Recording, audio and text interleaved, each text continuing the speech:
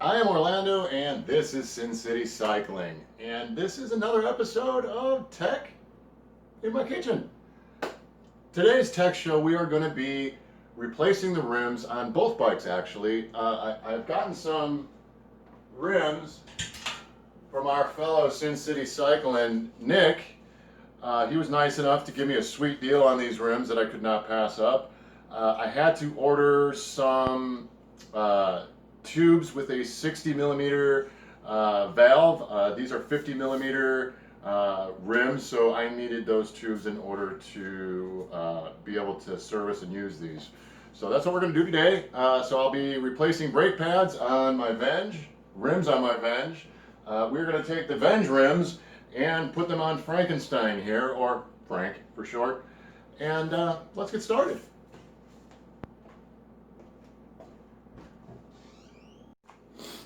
Okay, parts for today's adventure. We have the tubes with the 60 millimeter valve stem. Like I said, we're going to need those for the 50 millimeter rims.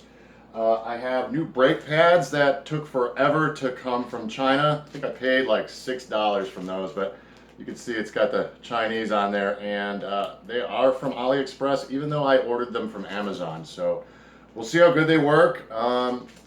As far as I'm concerned, the Shimano carbon pads are about the best ones you can get. So for $6, I'm not really expecting too much out of these. On Frankenstein, we are going to use some used pads that I have here, which have a little bit of life left in them. So we'll use that on Frank since he's the cheap. And that's about it. Tools we're going to need. You will need the chain whip to get the cassette off. And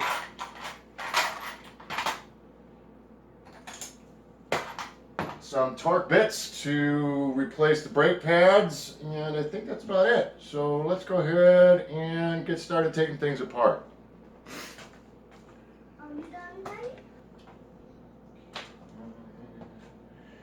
Now I'm going to go ahead and use my silver marker here to mark the drive side of the tires. So when I get them off, I don't have to do a lot of fussing trying to figure out what side faces forward. So I'm just going to make a little dot right there so I can tell which side goes on which side. You can do whatever you want as far as that. This is just how I do things to make it a little easier for me.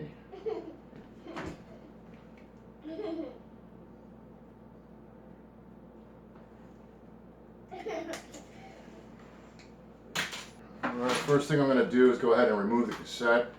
I have covered this in another video, but we'll run through it real quick here.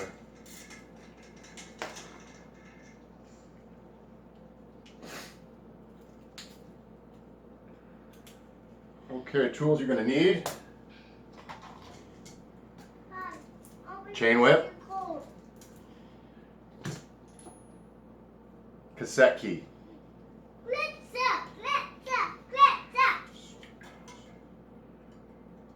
Go ahead and apply the chain whip. I usually use the top gear because that way, in case this chain isn't sized for 11 speed, you're not messing up the teeth on the other layers. Put your cassette key in there. Shimano and SRAM, I believe, are both the same key. I'm pretty sure Campy is a different one, but I've never used those, so I can't be sure.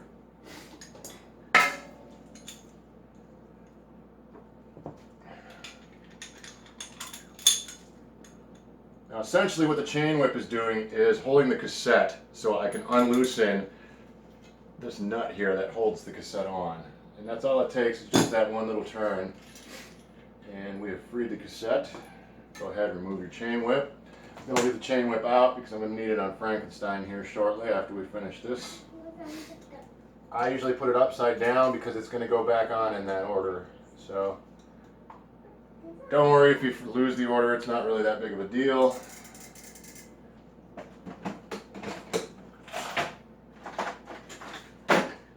Okay.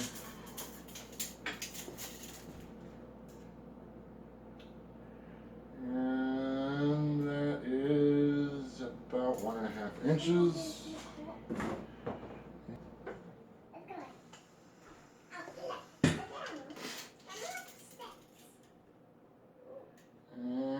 That does look shorter than 1.5 inches.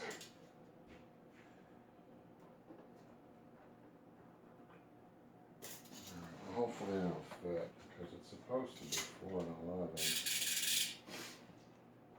I guess we'll see.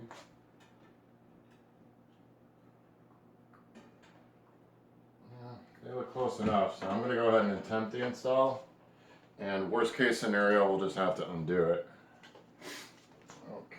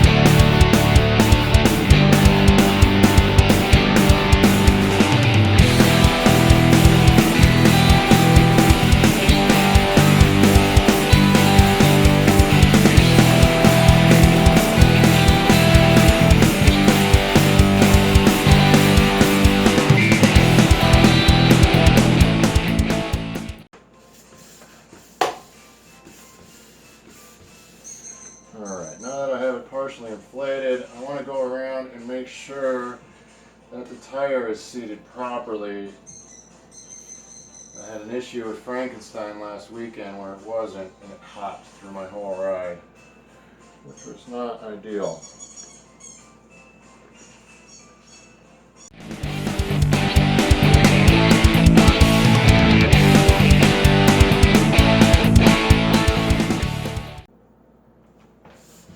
Now I filled a 120 psi. I like it a little harder because of all the sharp gravel that's on the ground here in Vegas. feel like it gives me a little harder of a barrier.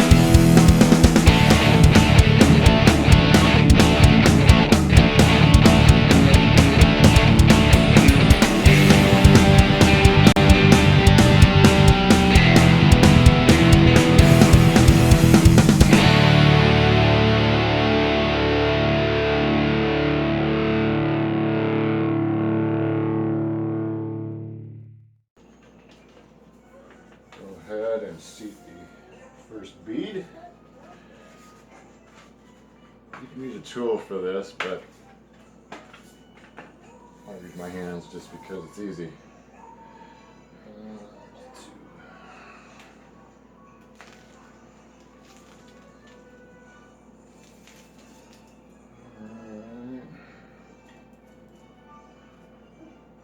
Yeah, these little fancy anodized caps. I would have preferred a cheaper tube with a plastic one, but these were the cheapest tubes I could find with the 60mm valve stem.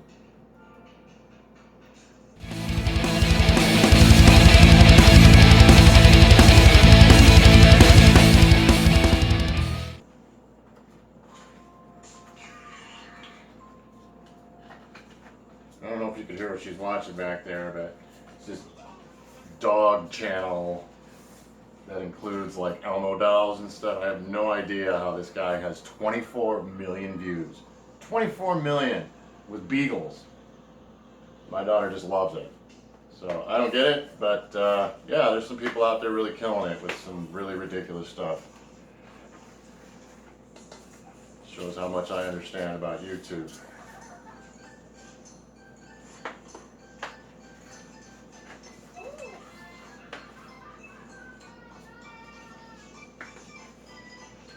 Now Nick said that these were really low mile rims. I believe he said that he had a couple 100 miles on them. So they are a fairly new set.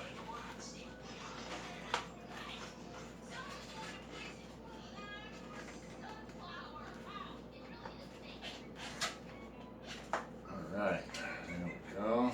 That's seated.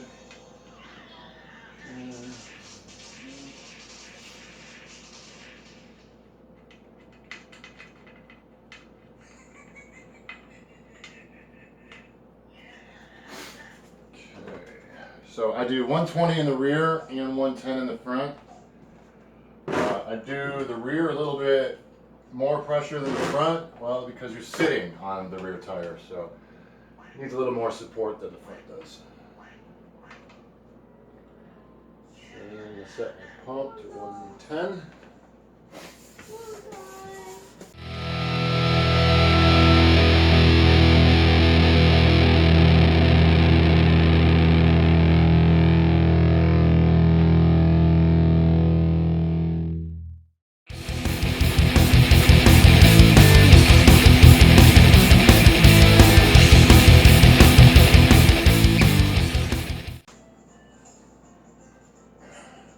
I've been wanting to put a deeper wheel on the Venge here.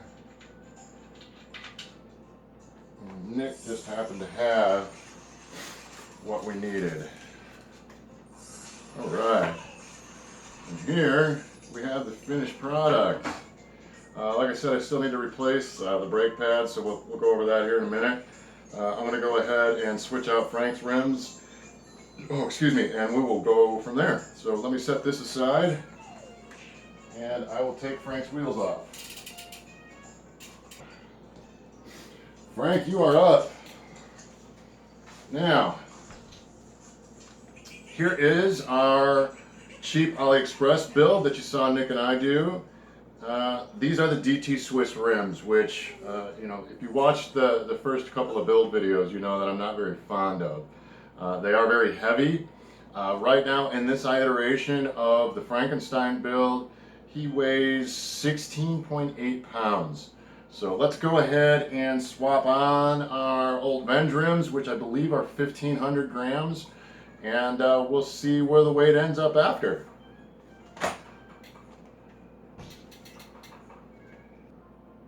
And I'm going to put up these DT Swiss rims for sale. If you are local and are interested in a decent set of training wheels, here you go. Thinking maybe a couple $100. I have to look up and see how much they're actually worth, but I think a couple $100 is fair considering I've literally only put 99.9 miles on them. So 99 miles. I do all of my stuff, my tech in my kitchen now. I used to have a bike room, but with a new baby and multiple children, it's hard to keep a room just dedicated to bikes. So I've been relegated to the laundry room, and that's why we now have a show called Tech in My Kitchen. So I do have a bike stand. I'm sure some of you are curious why I don't use the bike stand. But for me, I have back issues, and bending over to use the bike stand, even though I can raise the frame up and down to where I want to go, it just kind of hurts me. So sitting like this keeps my back relatively straight, so it makes it a little less intrusive on my back issues. Okay, so first things first, we're going to have to remove the cassette.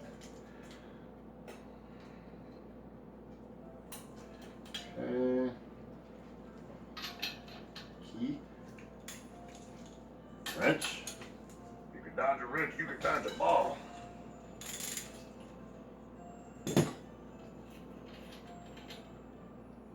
Little movie related humor for you there. Alright. Oh, I got it mixed up. There we go. Okay, and let's go ahead and remove the tire as well.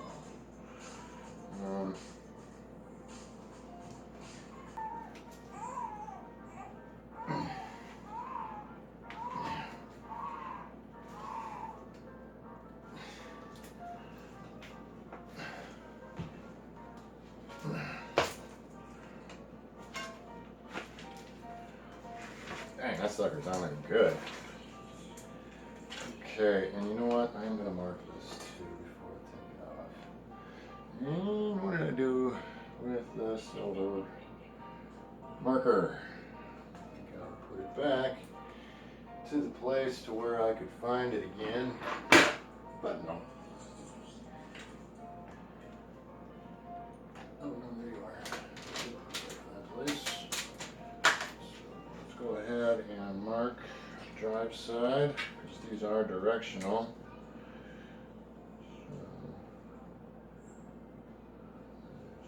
So, drive side.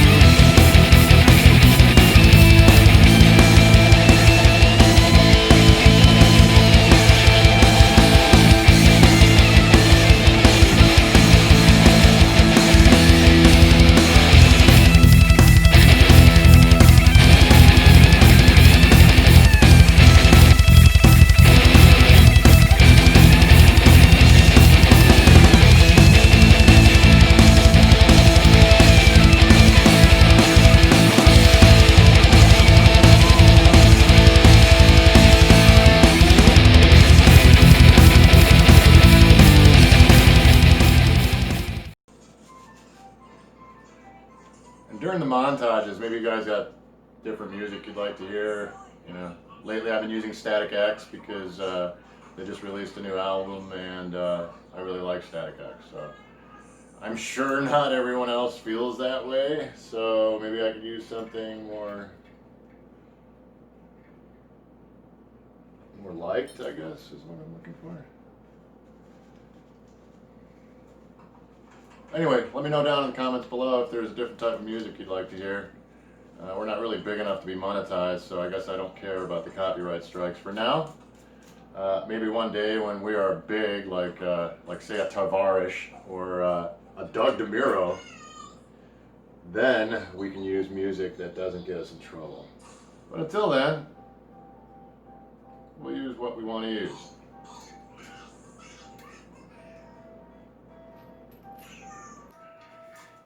I don't have anybody funding my builds. All of my builds are funded by me. By Sin City Cycling.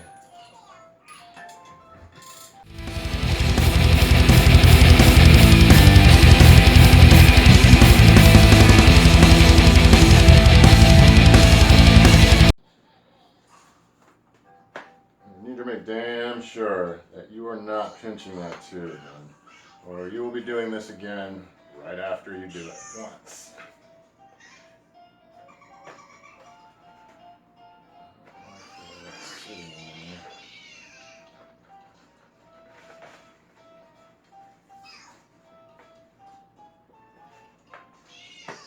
Man, I cannot believe that guy has 24 million viewers.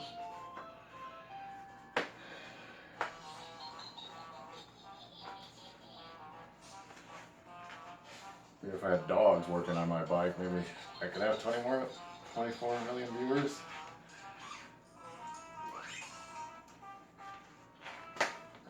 Okay.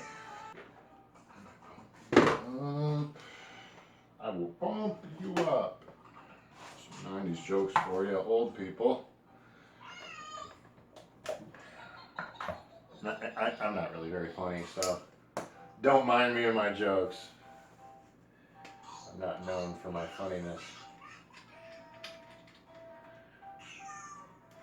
Definitely for my sarcasm and my ability to talk endlessly usually, but not my humor is not the thing that most people, when you ask them about me, will tell you, yeah, he's got a great sense of humor. No, that's not me.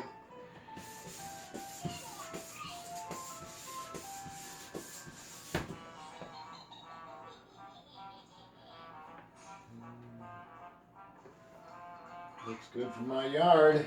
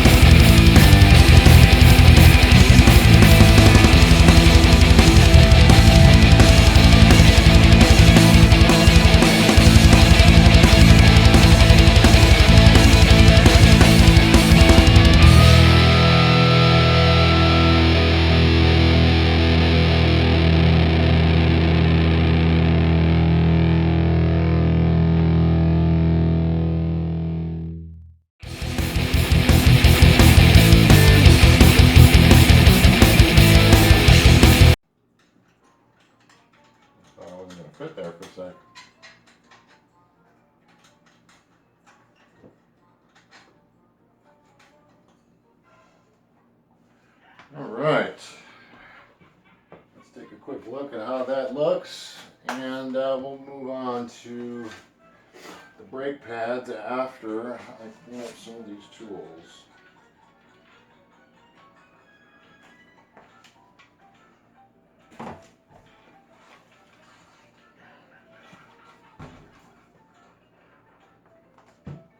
Definitely feels a lot lighter. And there we have it. We got the old Venge rims on the new bike, carbon. Okay, we're gonna go ahead and take a break here. I'm gonna get set up for doing the brake pads and we'll move on from there. First thing we're gonna do is I'm gonna go ahead and loosen the cable. Okay, so the first things we're going to do here, if you don't know, there are specific pads for carbon and specific pads for aluminum. And what we need to do now that there is a carbon rims on here, we need to replace the brake pads for carbon pads. So the first thing I'm going to do is, normally I would go ahead and just replace the pads with the pad on the brake, but because these are direct mount, they slide the opposite direction, so it's going to take me a little bit longer than it would normally, only because I have to remove the entire brake pad on all four sides. Alright, so let's go ahead and loosen that. And we'll just do them one at a time.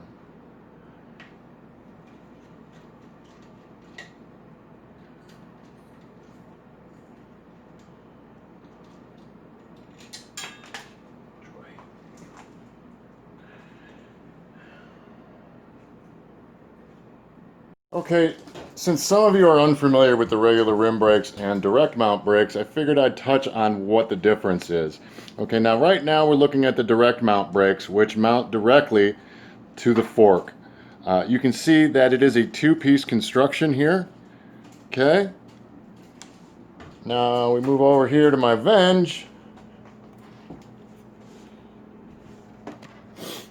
Now you can see here that we have those same two pieces, but we have another piece here that the brake is mounted to on the back here, and then that piece is mounted to the fork. Whereas on the direct mount brakes, you just have these front two pieces, and those are mounted directly to the brake. Now essentially everything else is the same: adjustment, service, all of it. There's a little bit of a difference because these are Dura-Ace and those are 105, but that really is the biggest difference between direct mount and the regular type of rim brake. I hope that clears up some of it.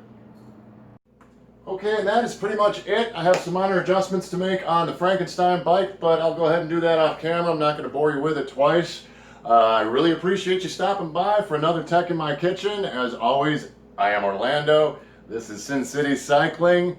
Peace.